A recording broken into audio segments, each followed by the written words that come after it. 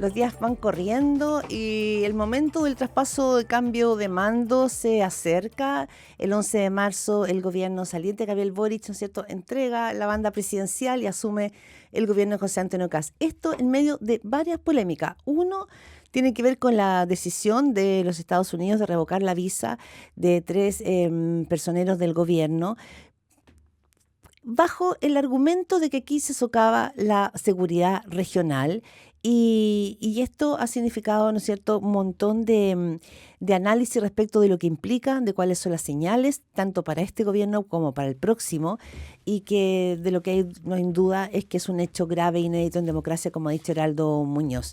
El gobierno de Gabriel Boric está dejando también, ¿no es cierto?, su narrativa, su propio legado. Bueno, de ese más queremos conversar esta mañana, y aquí está con nosotros Álvaro Elizalde, ministro del Interior, a quien le agradecemos mucho estar presencialmente tan tempranito. ¿Cómo le va, ministro? Muy bien, ¿cómo está usted, Claudia? Muy bien, muchas gracias. Gracias por estar acá. Yo sé que es un esfuerzo adicional, pero no hay nada como la presencialidad. Eso no ha sido superado por ninguna tecnología. Sí, yo de hecho prefiero las entrevistas presenciales que las telefónicas. Claro, porque hace otro... Bueno, ministro, partamos por lo último, que es esta decisión de Estados Unidos de revocar las visas de 3 funcionarios del gobierno de Chile, sobre todo bajo los argumentos de haber afectado soberanía nacional. O sea, lo que está haciendo Estados Unidos es marcando también una postura. Usted dio recientemente una entrevista en el diario El País, habla sobre este punto, señala que Chile nunca tomaría decisiones que comprometan la seguridad nacional o de la región. Sin embargo, esta no es la mirada ni la lectura que ha hecho los Estados Unidos. Bueno, sobre este punto hemos sido claros. El propio canciller se pronunció el día viernes, dando cuenta que esta era una decisión injusta, inexplicable y basada en imputaciones falsas, porque nuestro país jamás tomaría decisiones que pudieran afectar la seguridad nacional o la seguridad regional. Ahora, si uno ve lo que ha sido la línea del gobierno de Estados Unidos sobre esta materia, hay un precedente, que fue el caso de Costa Rica, en que se cuestionó excluir a una empresa china dentro de la implementación de la tecnología 5G, y el gobierno de Estados Unidos revocó la visa de 14 funcionarios costarricenses que habían participado en alguna etapa de la toma de decisión, incluido un expresidente de la República, Oscar Arias, que es por lo demás Premio Nobel de la Paz. Nosotros hemos sido claros, y como el gobierno considera que esta es una decisión injusta, una decisión que no tiene fundamento, entonces el canciller convocó al embajador de Estados Unidos en Chile, y el gobierno emitió una nota de protesta ante esta decisión. Uh-huh. Hay también voces que señalan que esto fue finalmente también parte de una tensión marcada por el gobierno de Chile, fundamentalmente por el presidente Gabriel Boric, con una mirada siempre muy crítica a la figura de Donald Trump, que esto habría venido, ¿no es cierto?, a ser una gotita más en el vaso de una tensión o de una relación que nunca fluyó del todo bien con los Estados Unidos. ¿Qué dice usted como ministro del Interior? Sí, lo que pasa es que si no existieran precedentes, porque cuando estamos hablando de Costa Rica no estamos hablando de un país que sea hostil con Estados Unidos. Y por lo más Chile, en el ámbito de su autonomía, siempre ha velado por tener buenas relaciones con los distintos países, particularmente con los más relevantes en el ámbito internacional.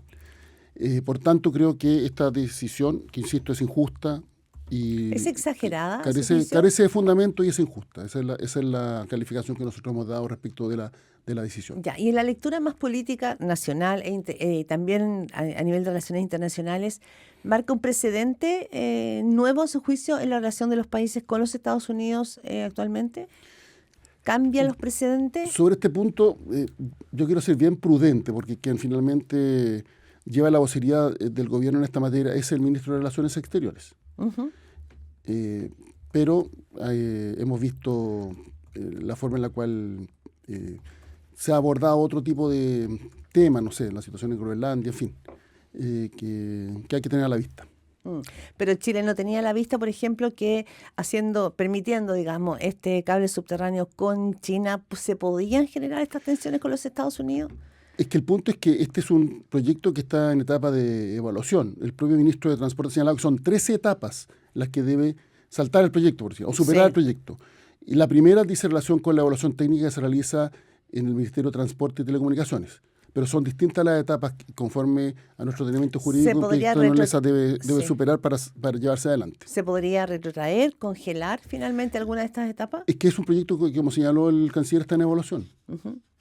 Ministro Álvaro Elizalde, el ministro Juan Carlos Muñoz decía, revelaba en una entrevista en La Tercera ayer, que el embajador estadounidense ya le había advertido sobre posibles sanciones, esto digamos previo a la revocación de su visa. ¿Esta información había llegado al gobierno, al comité político? Así lo ha señalado el ministro de Transporte. Pero insisto en lo que he señalado, este es un proyecto que está en etapa de evaluación. Por lo demás, varias veces se había planteado la necesidad de que Chile tuviera un cable de esta naturaleza. Hay que considerar los distintos aspectos al momento de tomar la decisión. Uno de los aspectos es lo que corresponde, una de las etapas de evaluación, y la primera es la que corresponde al Ministerio de Transporte y Telecomunicaciones, pero hay una serie de otros organismos que en distintas etapas tienen que pronunciarse.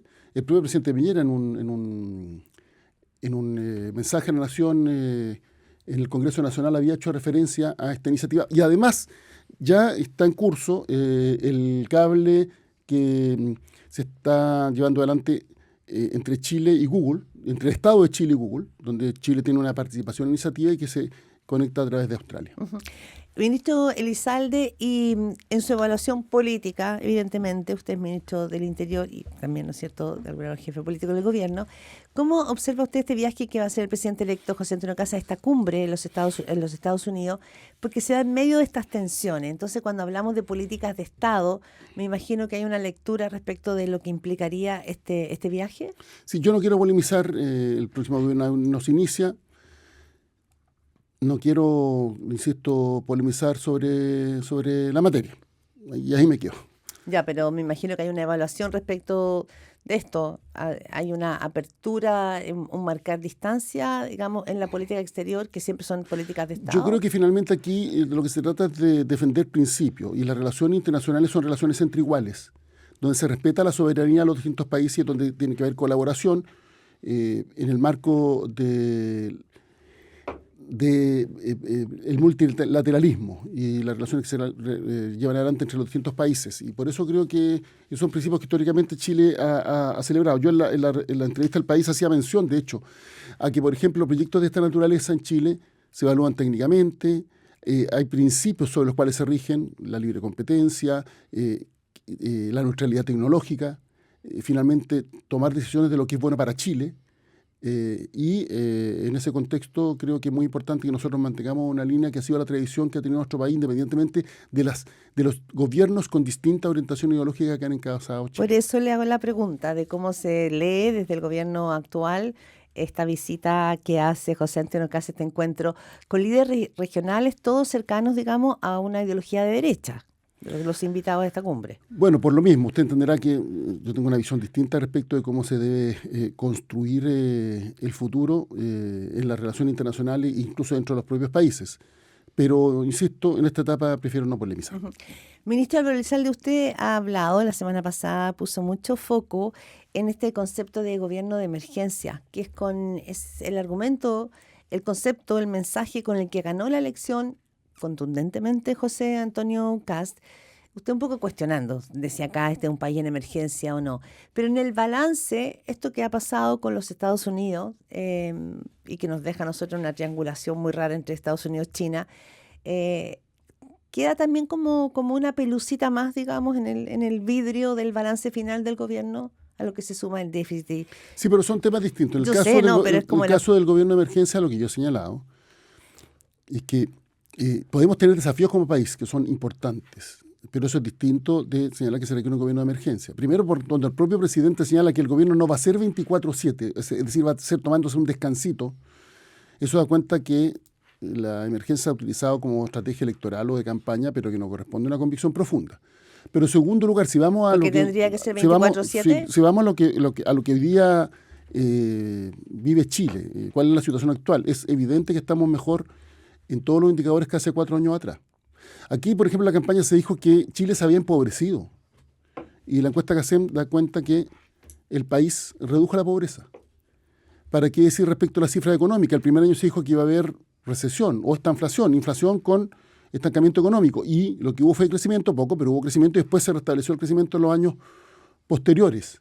Vamos a la seguridad.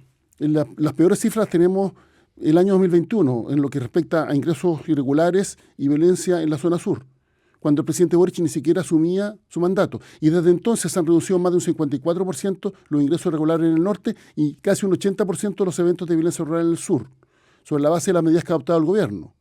Por ejemplo, la implementación en el norte del despliegue de las Fuerzas Armadas para el control de la frontera con tecnología de punta. Vamos a los homicidios. El primer año fue el 2022, 6,6 homicidios por cada 100.000 habitantes. Para tener un contexto, en Costa Rica, 11 por cada 100.000 habitantes. Perdón, en Uruguay, 11 por cada 100.000 habitantes.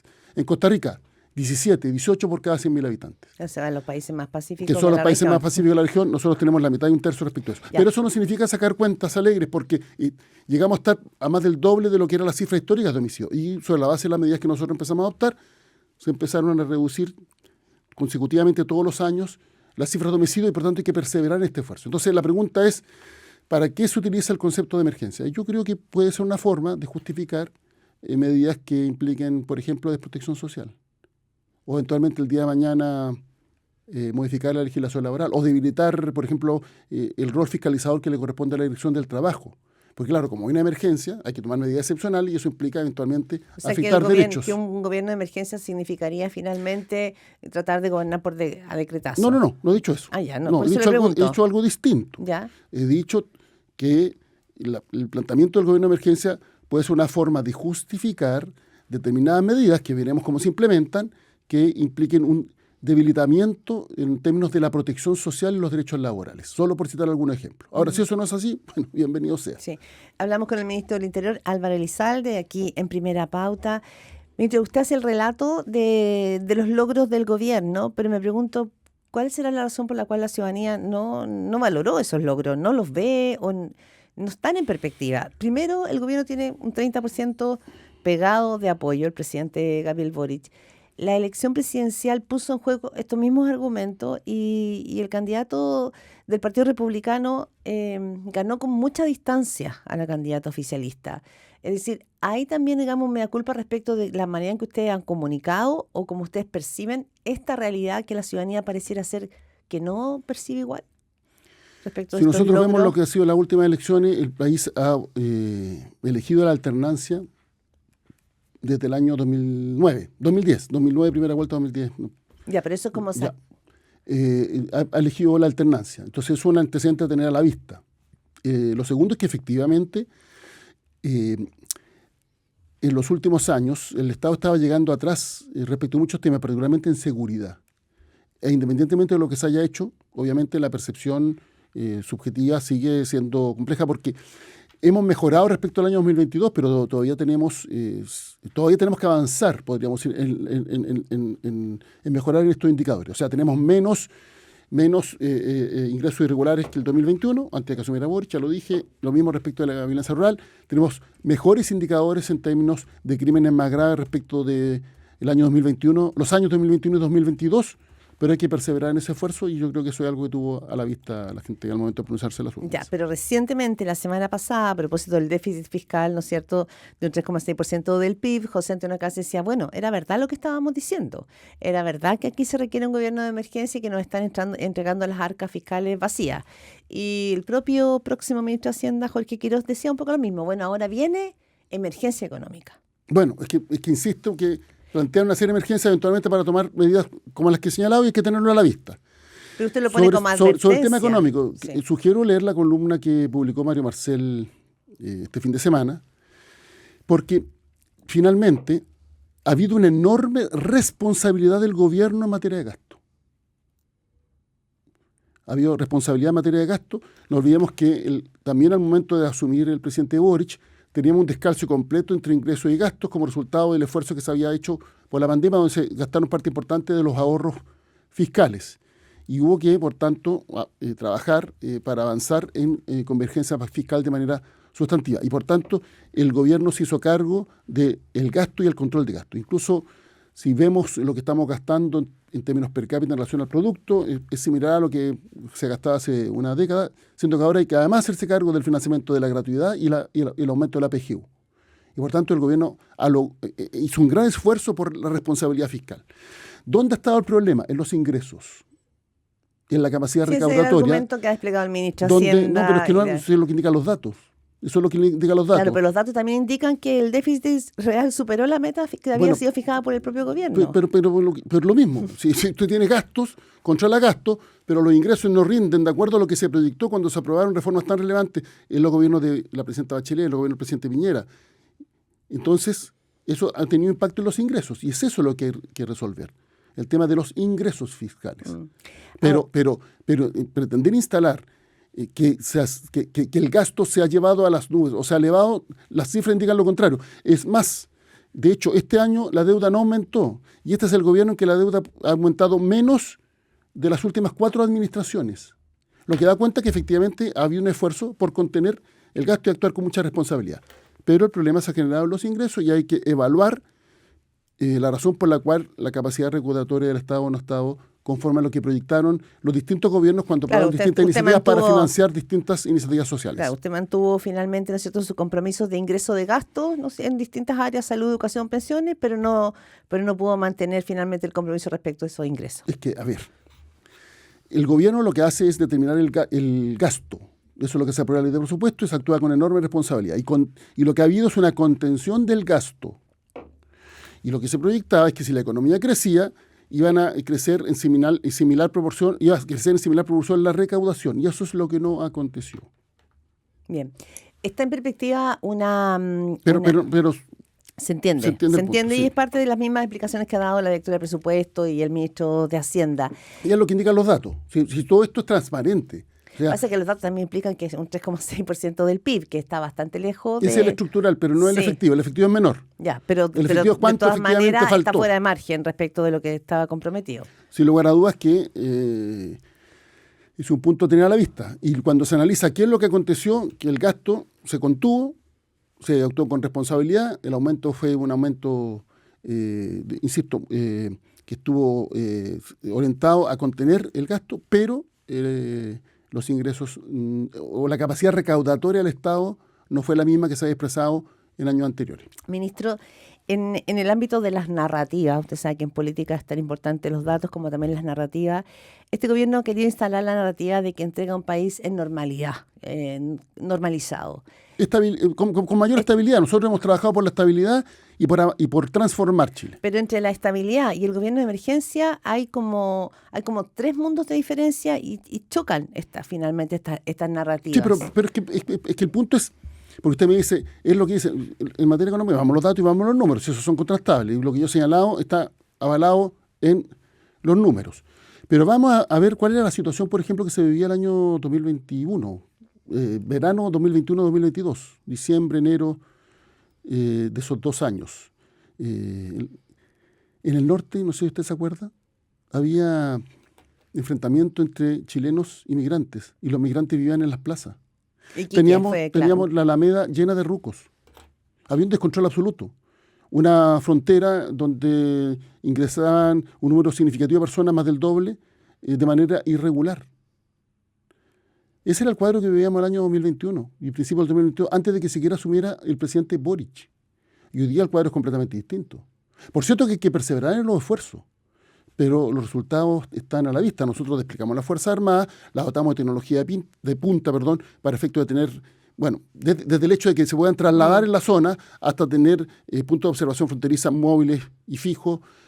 También establecimos la vigilancia por drones, que son manejados por la Fuerza Aérea, y redujimos en más de la mitad los ingresos irregulares. La ministra Toá celebró un acuerdo con el gobierno de Bolivia para proceder a las reconducciones. Hasta antes de eso, nosotros solo teníamos reconducciones a Perú y a Argentina. Sí, y a Bolivia solo podíamos reconducir a los bolivianos. Entonces entraba una persona de una tercera nacionalidad, que no era ni chileno ni boliviano, no lo podíamos reconducir.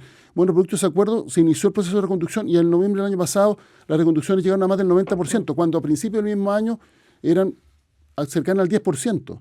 Y entonces todo eso da cuenta de una mejoría en los indicadores. Por eso hemos dicho que hay que perseverar en este esfuerzo. Ahora, usted plantea, y lo planteaba la semana pasada, lo vuelve a plantear hoy, y dice, esta idea de un gobierno de emergencia podría tener como correlato un frenazo, digamos, en políticas sociales. Eso es lo que le entiendo. ¿Es su temor? ¿Por qué tiene ese temor? ¿Por qué tiene esa preocupación? ¿Y dónde efectivamente se podría frenar las ayudas sociales? Lo planteo simplemente como una advertencia. porque finalmente un gobierno de emergencia implica tomar medidas excepcionales, y esas medidas excepcionales, ya sea en el ámbito económico, social, podrían eventualmente significar alguna forma de protección. Es lo que hemos visto en otros países del mundo con gobiernos del mismo signo. Como Argentina. En Argentina, ¿para qué decir? Usted ve la reforma laboral que se está implementando. Sí, pero Argentina y Chile tienen situaciones muy distintas. Por lo mismo, porque en Argentina sí lo que pasa es que aquí hay una emergencia, y ahora si eso no es que en Chile también hay emergencia, bueno, hagamos algo similar. Eso es lo que está detrás de ese planteamiento. Cuando nosotros decimos Chile tiene fortaleza macroeconómica, tiene fortaleza institucional que no tienen otros países de la región. Pero, Y es más, Chile tiene una institucionalidad que es mucho más sólida. Y en materia microeconómica, no solo macroeconómica, bueno, ha habido aumento de salarios, sí, mi punto... real de salarios, no solo el aumento récord del salario mínimo, ha aumentado la productividad en los últimos 2 años. Lo que pasa es que nos gustaría que fuera por 10 años que aumente, no solo por 2. Es decir, hay indicadores que dan cuenta de que estamos en una situación ostensiblemente mejor que la de hace 4 años atrás. Ministro Álvaro Elizalde, sé que tengo que liberarlo, son 7:55. ¿Cuáles podrían ser esos derechos sociales que serían más vulnerables de, por ejemplo, retrotraer? Pensiones, educación, salud. ¿Dónde ve usted el mayor riesgo? Quiero simplemente hacer la advertencia. El otro día alguien me dijo, no, eso no va a acontecer. Bueno, si es así, bienvenido. Yo simplemente hago la advertencia. ¿Qué hay detrás de insistir respecto de un gobierno de emergencia? Ahora, a ustedes les va a tocar ser oposición. Digamos, saliendo del gobierno les va a tocar ser oposición. Sí. Usted es un líder importante del Partido Socialista. ¿Va a ejercer desde ahí su rol opositor? Daré mi opinión como ciudadano respecto a las cosas que haga el gobierno. Pero va a tener un rol político. Y todas serán analizadas en su mérito. Las buenas ideas se apoyan, las malas ideas se critican. Sí, no, me refiero a si va a tener un rol político desde el Partido Socialista. No tengo definido lo que voy a hacer. Estoy concentrado aquí al 11 de marzo en mi trabajo como ministro del Interior. Estamos trabajando con un traspaso de mando que sea ejemplar, es decir, que toda la información con la que cuenten las próximas autoridades garantice que el Estado no se detiene, porque eso es bien importante, a propósito de la fortaleza institucional.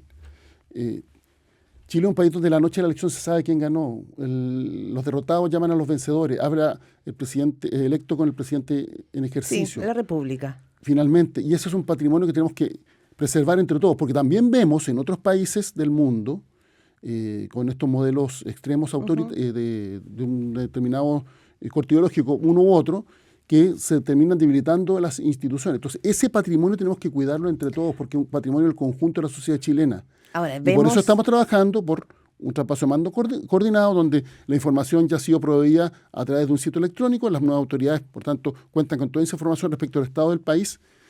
Adicionalmente están las reuniones bilaterales, que se han desarrollado ya la gran mayoría, y hay reuniones específicas de coordinación entre autoridades del gobierno entrante y el gobierno saliente de otro nivel, en el marco de la coordinación que realizan los ministros. Álvaro Elizalde, ministro del Interior, muchísimas gracias por esta conversación aquí en Primera Pauta. Que tenga un muy buen día.